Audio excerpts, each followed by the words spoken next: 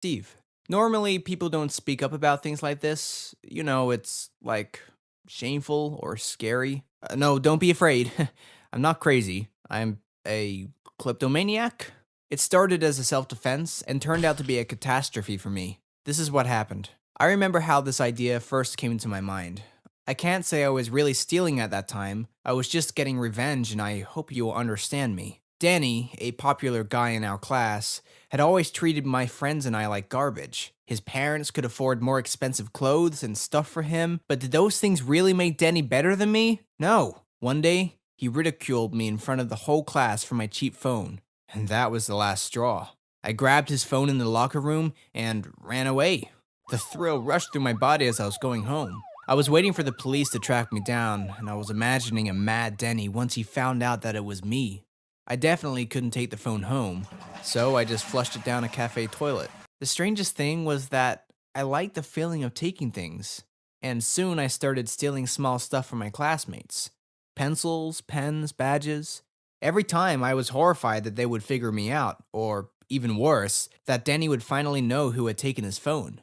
But that itchy feeling inside was getting stronger than my embarrassment and fears. And I had nothing to do other than start stealing things from somewhere outside my class, like at stores.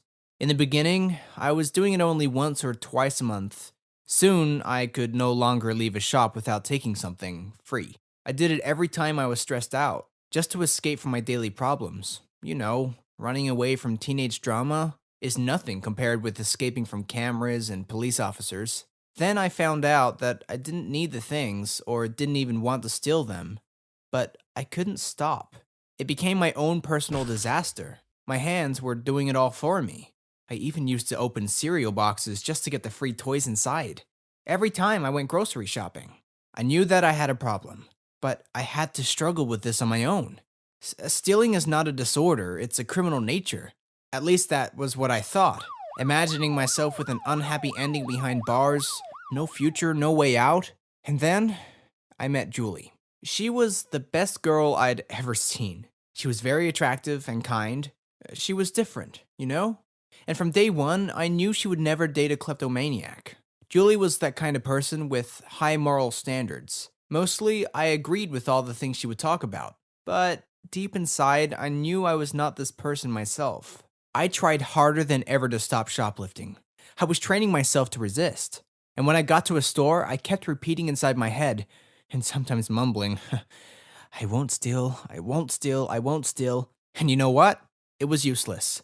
Things were over for me. My wildest fear was not that I would get caught and ruin my future. I now only cared about Julie. What if she figured this out and started hating me? And I decided to confess to her before she learned about it another way. I was afraid she would hate me. I was afraid she would dump me. But she didn't. She started to fight for me. That was all Julie. Julie suggested shopping together, so that there was always someone to keep an eye on me. She helped me make stealing really hard. From then on, I would only go outdoors without a bag. I started wearing clothes with tiny pockets or none at all. Julie even sewed shut the pockets I had in my coats. And it worked. For 2 weeks or so, I was a normal guy with the best girlfriend in the world. Yet inside, I was always afraid that my dark habit would return. And then one day, I stole a chocolate bar. I wish I'd never seen Julie's face when I came out of the store. She was not furious. She was just disappointed. I couldn't explain to her what that stupid chocolate bar was doing in my hands. You know, Julie said, I've heard that it helps some people when they come back to return and pay for these things. We were still standing outside the shop and Julie was waiting for my reaction. I stayed silent, not because I was afraid to return and pay. I was just too confused to move. Well, then I'll do it for you, Julie said, and took the chocolate bar. I had never felt more embarrassed in my life. Julie was the most honest person I'd ever met. I knew how hard it would be for her to admit to stealing. And on top of that, she was innocent. I felt like I was not a man anymore. I was a dumb idiot that made his girlfriend pay for his debts.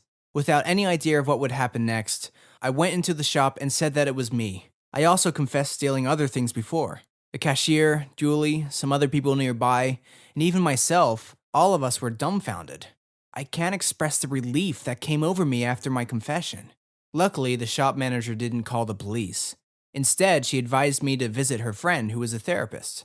Julie and I decided to take a break from dating for a little bit. My parents found out about my problem and helped me pay for the therapy. Now I regularly visit group therapy classes, and I'm making huge progress. And I hope that maybe after a month or so, Julie will give me one more chance. If you also still think and can't stop doing it, it could be the kind of problem I faced. Don't hesitate to talk to someone you trust and get professional help.